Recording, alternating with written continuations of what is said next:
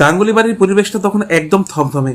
Police যখন আয়ুষ্মানকে টানতে টানতে নিয়ে যাচ্ছিল তখন কুসুম যেন নিজের চোখেও বিশ্বাস করতে পারছিল না।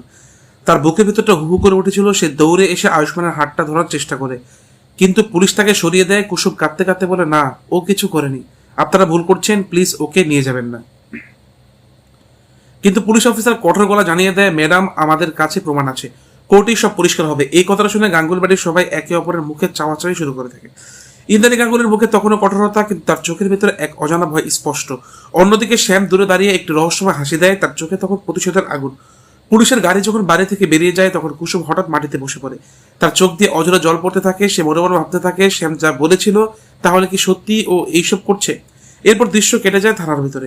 আয়ুষ্মানকে একটি চেয়ারে বসিয়ে জেরা শুরু করে পুলিশ অফিসার। একের পর এক প্রশ্ন করতে থাকে, আপনি কি শ্যামের বোনের সাথে প্রতারণা করেছেন? আয়ুষ্মান অবাক হয়ে বলে, হোয়াট ননসেন্স, আমি কিছুই করিনি। পুলিশের টেবিলের উপর কিছু ডকুমেন্টস আর ছবি ছুড়ে দেয়। এই ছবিগুলো দেখে আয়ুষ্মানের চোখ বড় হয়ে যায়। ছবিতে এমন কিছু দৃশ্য দেখানো হয়েছে যেগুলো স্পষ্টভাবে তাকে দোষী প্রমাণ করার মতো। আয়ুষ্মান চিৎকার করে বলে, এইগুলো ফেক, কেউ আমাকে ফাঁসাচ্ছে।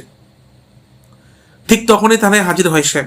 সে ধীরে ধীরে এসে বলে, প্রমাণ সব কথা বলছে আয়ুষ্মান, এবার তুমি বাঁচবে না। আয়ুষ্মান রাগে ফেটে পড়ে, শ্যাম, এইসব তুমি করেছিস, আমি জানতাম। শ্যাম হেসে বলে, আমি শুধু সত্যটা সামনে এনেছি। এদিকে কুসুম বাড়িতে বসে থাকতে পারছে না। সে সিদ্ধান্ত নেয় যে সে নিজেই থানায় যাবে। বাড়ির সবাই তাকে থামানোর চেষ্টা করলেও সে কারো কথা শোনে না। কুসুম থানায় গিয়ে আয়ুষ্মানকে দেখে ভেঙে পড়ে। দুজনের চোখে চোখ পড়তে একটা গভীর আবেগের মুহূর্ত তৈরি হয়। কুসুম কাঁদতে কাঁদতে বলে, তুমি কিছু করোনি, আমি জানি। আয়ুষ্মান ধীরে ধীরে বলে, আমাকে বিশ্বাস করো কুসুম, আমি নির্দোষ।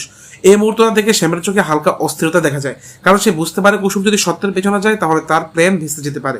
এরপর শুরু হয় নতুন টুইস্ট। কুসুম হঠাৎ লক্ষ্য করে যে প্রমাণ হিসেবে দেখানো একটি ছবিতে কিছু অদ্ভুত অসঙ্গতি আছে। ছবির স্ট্যাম্প সাইজ এর লোকেশনের মধ্যে মিল নেই। সে চুপচাপ বিষয়টা খেয়াল করে এবং মনে মনে সিদ্ধান্ত নেয়, আমি সত্যিটা বের করবো, যাই হোক না কেন।